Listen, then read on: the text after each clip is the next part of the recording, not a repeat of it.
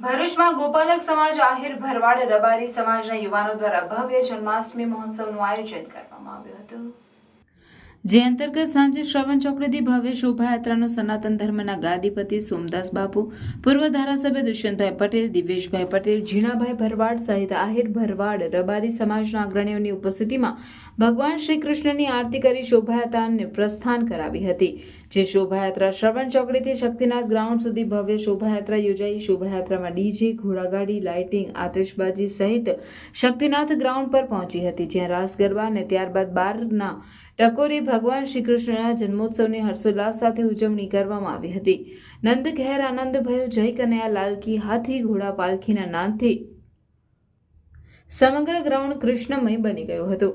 ખૂબ જ મોટી સંખ્યામાં આહિર ભરવાડ રબારી સમાજના યુવાનો, ભાઈઓ બહેનો અને અન્ય સમાજના ભાઈઓ બહેનો ખૂબ જ મોટી સંખ્યામાં ઉપસ્થિત રહી ભગવાન શ્રી કૃષ્ણના જન્મોત્સવના વધામણા લીધા હતા અને ભગવાન શ્રી કૃષ્ણની મહાઆરતી તથા ભગવાનને પારણે ઝુલાવ્યા હતા। ત્યારબાદ મટકી ફોડ કાર્યક્રમ યોજાયો હતો।